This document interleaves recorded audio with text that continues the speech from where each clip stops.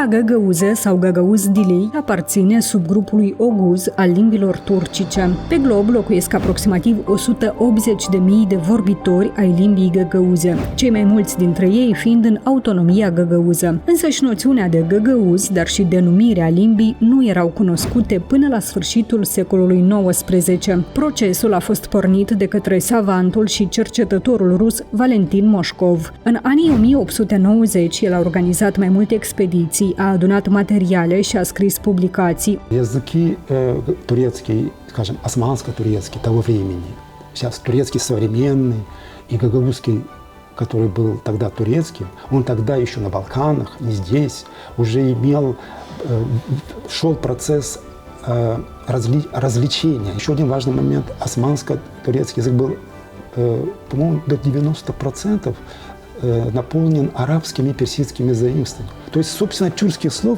около 10% было в те времена.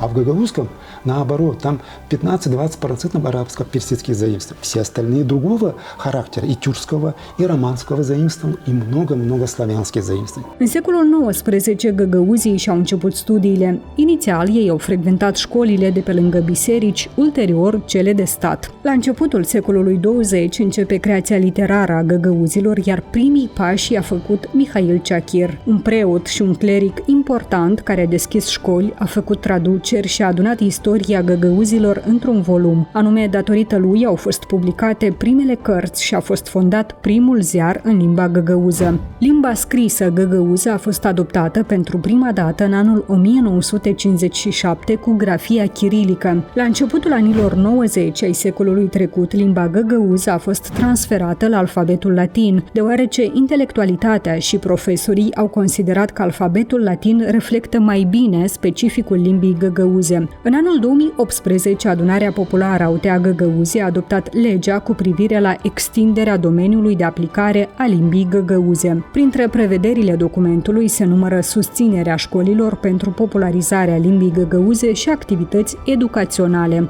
В этом законе тоже предусмотрен конкретный ряд мер, которые должны были бы быть внедрены. Часть из них внедрена и работает. В частности, 2 предмета ведутся на гагаузском языке в начальной школе. В законе есть требование, что Народное собрание, все депутаты должны знать гагаузский язык, все члены исполкома должны владеть гагаузским языком. În anul 2010, Organizația Națiunilor Unite a declarat limba găgăuză ca fiind o limbă pe cale de dispariție. Есть надежда на то, что все же найдутся силы у гагаузов воспрянуть. Самые важные ценности, которые есть у народа – язык, cultura. În școlile din UTA Găgăuzia sunt peste 12.000 de elevi care învață limba găgăuză, iar cursuri de limbă găgăuză pentru publicul larg sunt organizate de Centrul Științific și de Cercetare al Găgăuziei Maria Marunevici.